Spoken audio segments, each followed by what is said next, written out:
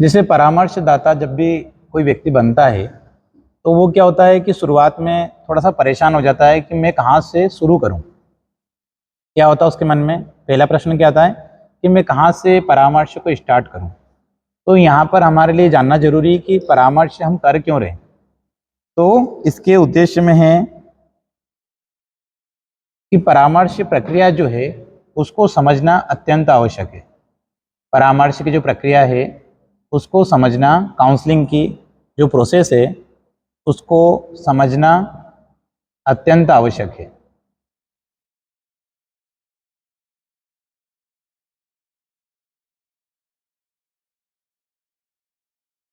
तो हमारा जो प्रमुख उद्देश्य क्या है कि परामर्श की जो प्रक्रिया है उसके प्रत्येक चरण को समझना। जो भी काउंसलिंग की हमारी पूरी प्रोसेस है उसके प्रत्येक चरण को समझना हमारा मुख्य उद्देश्य है। ठीक है, कि काउंसलिंग की शुरुआत कहाँ से कर रहे हैं और अंत कहाँ पर कर रहे हैं, इसको समझना हमारे लिए अत्यंत आवश्यक है।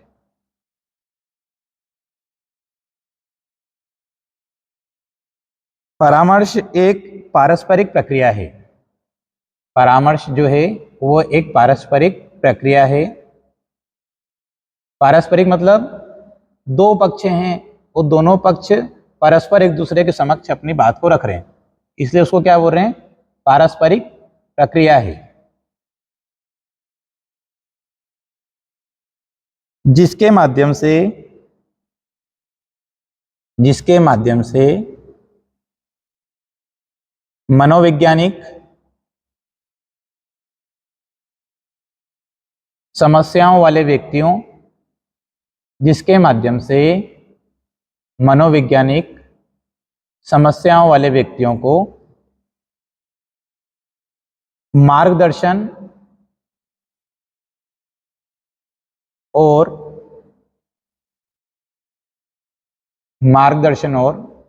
सहायता प्रदान की जाती है। मार्गदर्शन और सहायता प्रदान की जाती है। तो काउंसलिंग में क्या हो रहा है कि मनोवैज्ञानिक समस्याएं, किसी व्यक्ति के अंदर जिस भी तरह की मनोवैज्ञानिक समस्याएं अपन पहले पढ़ भी चुके हैं, तो वो समस्या से जो ग्रस्त व्यक्ति है तो उसको हम क्या कर रहे हैं, उसको परामर्श दे रहे हैं। तो एक तरह से उसको हम मार्गदर्शन दे रहे हैं। मार्गदर्शन देने के साथ साथ क्या कर रहे हैं कि कैसे उस समस्या से उसको छुटकारा प्राप्त हो सकता है, इस पर हम लोग कार्य कर रहे हैं। ठीक है, कैसे उसकी समस्या से उसको छुटकारा प्राप्त हो सकता है, इस पर हम कार्य कर रहे हैं। तो एक पहला तो क्या पढ़ा हमने कि पारस्परिक प्रक्रिया है। दूसरे में हम क्या पढ़ रहे हैं कि जो मनोवैज्ञानिक समस्याएं होती है उसको छुटकारा प्रदान करने के लिए काउंसलर अपनी भूमिका का निर्वहन कर रहा है। ठीक है, तो समस्या कौन सी होती है, मनोवैज्ञानिक होती है। ठीक है, कोई व्यक्ति अगर आपके पास आया तो उसकी समस्या का सबसे बड़ा कारण क्या होगा, काउंसलर के पास क्यों आएगा, उसको मनोवैज्ञानिक समस्या, मस्तिष्क के अंदर कुछ विचार चल रहे हैं, कुछ परेशानी चल रही है, डिप्रेशन है, तो ये सब समस्या कौन सी हो गई, मनोवैज्ञानिक समस्या हो गई। आगे चलते हैं। यह व्यक्तियों में आत्म परिवर्तन लाने की प्रक्रिया है। यह व्यक्तियों में आत्म परिवर्तन लाने की प्रक्रिया है। आत्म परिवर्तन कैसे, जैसे कोई व्यक्ति अपने पास आया समस्या से ग्रस्त है, तो समस्या से ग्रस्त उस व्यक्ति को हम क्या कर रहे हैं, जब उसकी काउंसलिंग कर रहे हैं तो उसके अंदर क्या हो रहा है, परिवर्तन आ रहा है। आत्म परिवर्तन होता है जो उसके अंदर की समस्याएं थी उसमें परिवर्तन आना शुरू हुआ, तो उसको क्या बोलेंगे कि उसके अंदर हमारी काउंसलिंग के माध्यम से परिवर्तन आया। परिवर्तन किस में आएगा, आत्म मतलब स्वयं में, जो व्यक्ति परेशानी लेकर हमारे बीच में आया था उसके अंदर यह परिवर्तन आया है। ठीक है, तो अभी अपन ने जब बात कर रहे हैं कि इस प्रक्रिया में कुशल व्यक्ति का होना बहुत आवश्यक है, क्या लिखेंगे, इस प्रक्रिया में एक कुशल व्यक्ति का होना बहुत आवश्यक है।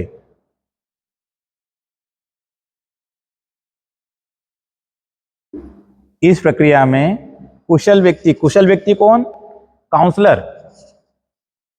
कुशल व्यक्ति किसको बोल रहे हैं, काउंसलर को, जो समस्याग्रस्त व्यक्ति की सहायता करता है।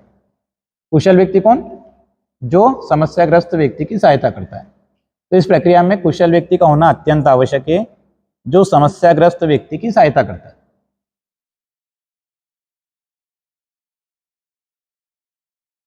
अब ये भी अपने को मालूम होना चाहिए कि काउंसलिंग का मतलब ये नहीं हुआ, परामर्श का मतलब एक नहीं हुआ कि एक ही बार बैठे और काउंसलिंग हो गई। ये बहुत बड़ा भ्रम है कि हम एक बार कोई समस्या लेके गए कि हमको रात भर नींद नहीं आ रही, और व्यक्ति हमारे पास आया, उसने बोला मुझे रात भर नींद नहीं आ रही, मैं बहुत परेशान हूँ, अंदर से बहुत डिप्रेशन में हूँ, तो हम क्या कह रहे हैं उसको कि एक ही बैठक में बैठा वो अपने पास और अपन ने उसको समस्या का समाधान कर दिया, ऐसा कभी भी नहीं होगा। तो एक ही बैठक में समस्या का समाधान नहीं हो सकता, समस्या पे ध्यान जरूर जा सकता है कि क्या समस्या थी, ये जानकारी हमको हो सकती है, पर उसका समाधान धीरे धीरे एक ही बैठक में नहीं, अनेक बैठक उसके लिए करनी पड़ेगी, 2 बार 3 बार 4 बार, इससे ज़्यादा भी मिलना पड़ सकता है। तो काउंसलिंग कभी भी एक बैठक में पूरी नहीं होती है, इसका ध्यान रखना है। ये एक भ्रम भी है कि काउंसलिंग एक ही बैठक में पूरी हो जाती है, ठीक है। वो प्रत्येक चरण काउंसलिंग का भिन्न होता है, भिन्न और महत्वपूर्ण होता है।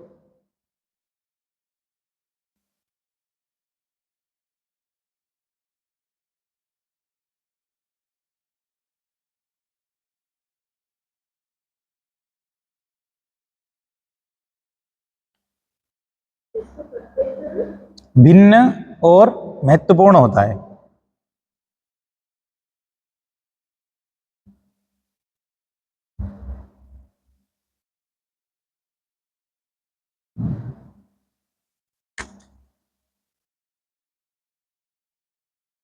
परामर्श जो प्रक्रिया है, किसी व्यक्ति को दी गई एक व्यवस्थित किसी व्यक्ति को दी गई एक व्यवस्थित पेशेवर मदद होती है। परामर्श क्या होता है? किसी व्यक्ति को दी गई पेशेवर मदद, प्रोफेशनल जिसको हम बोलते हैं, पेशेवर का मतलब क्या हुआ? प्रोफेशनल, प्रोफेशनल रूप से हमने उसकी मदद करी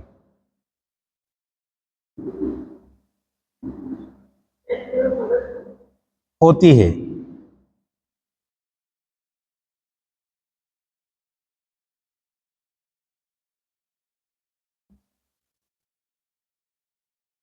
अब देखो, परामर्श की प्रक्रिया अभी तक अपन ने पढ़ी हो, परामर्श की कुछ व्यवस्थित परिभाषाओं को देख लेते हैं। तो पहली लिखना, यह व्यक्तियों को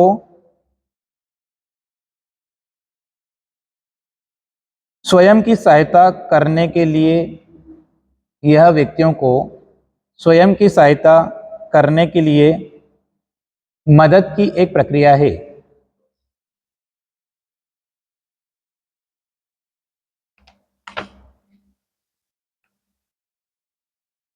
जिसके द्वारा व्यक्ति क्या कर रहा है? अपनी आंतरिक क्षमताओं को पहचान रहा है। कौन व्यक्ति? जो आपसे काउंसलिंग लेने आया है, जो व्यक्ति अंदर से परेशान है, तो हमने क्या करा, उसको क्या कर रहे हैं, आंतरिक रूप से उसकी जो समस्याएं हैं उससे उसको छुटकारा दिला रहे हैं, साथ ही वो आंतरिक अपनी क्षमताओं को पहचान रहा है।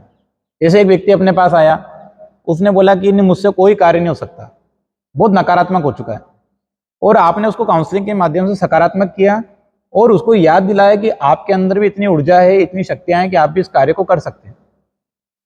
तो क्या करा आपने? उसकी आंतरिक क्षमताओं की पहचान कराई। और यदि व्यक्ति अपनी आंतरिक क्षमताओं की पहचान कर लेता तो क्या होता है कि वो उसकी समस्या से स्वयं छुटकारा प्राप्त कर सकता है। यदि आपके पास कोई व्यक्ति आया, उसने बोला कि मैं बहुत डिप्रेशन में हूँ, बहुत परेशान हूँ, और मैं इस कारण से बहुत टूट गया हूँ, और अब मैं ना, मतलब मेरे से कोई कार्य नहीं हो सकता, मैं कोई काम नहीं कर सकता, तो आपने जब उसको डिप्रेशन से बाहर निकाला, उसकी मदद करी, तो धीरे धीरे क्या हुआ कि वो व्यक्ति खुद की क्षमताओं को पहचाना और जो समस्याएं वो बता रहा था उससे स्वयं छुटकारा भी प्राप्त किया, और जो काम नहीं कर पा रहा था वो सब काम भी करने लग गया। तो ये बहुत जरूरी बात है कि हम उसकी आंतरिक क्षमताओं की पहचान करा रहे हैं। आंतरिक क्षमता, जो समस्या उनसे छुटकारा और आंतरिक क्षमताओं से पहचान करा, दो महत्वपूर्ण बात है। ठीक है, आगे चलते हैं। यह सतत प्रक्रिया है।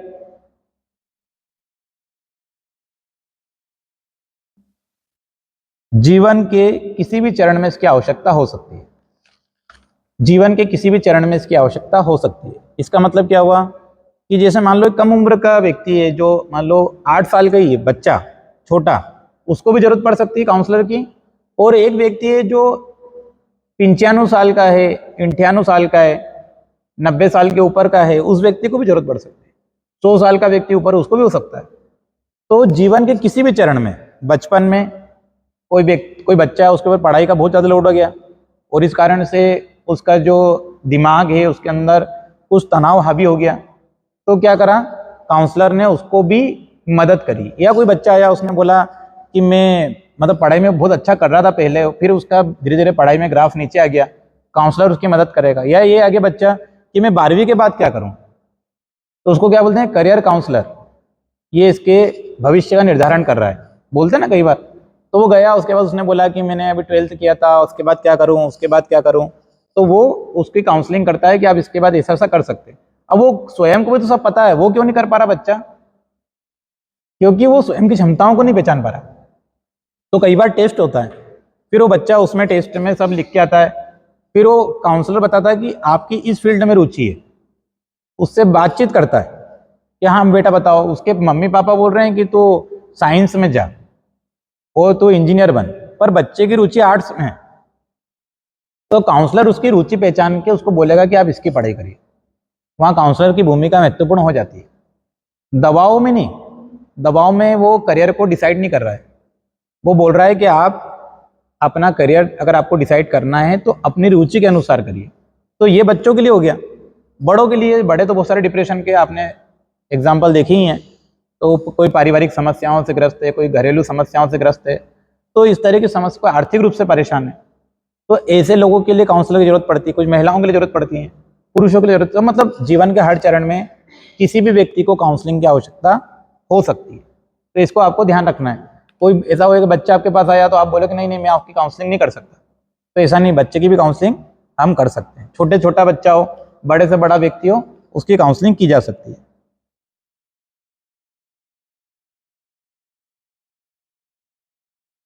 ये जैसे एक साइंटिफिक जब भी काम होता है, तो साइंटिफिक काम क्या होता है कि जैसे कोई साइंटिफिक तरीके से जब काम होता है तो उसका क्या होता है कि उसमें सबसे पहले ये होता है कि उसके चरण होते हैं, स्टेप।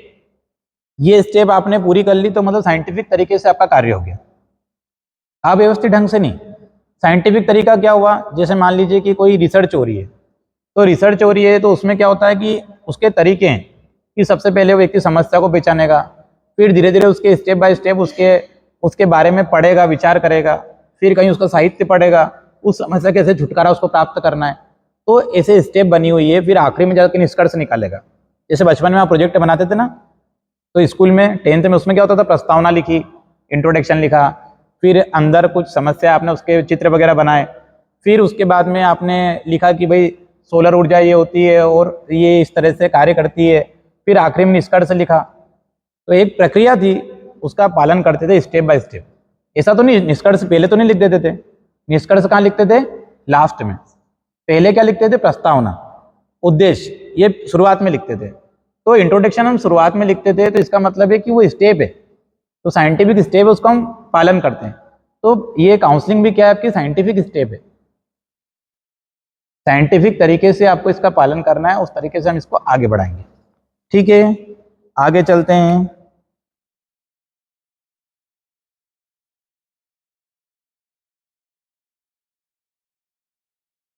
कि कोई भी व्यक्ति का व्यवहार जटिल होता है, तो व्यक्तिगत व्यवहार जटिल होते हैं।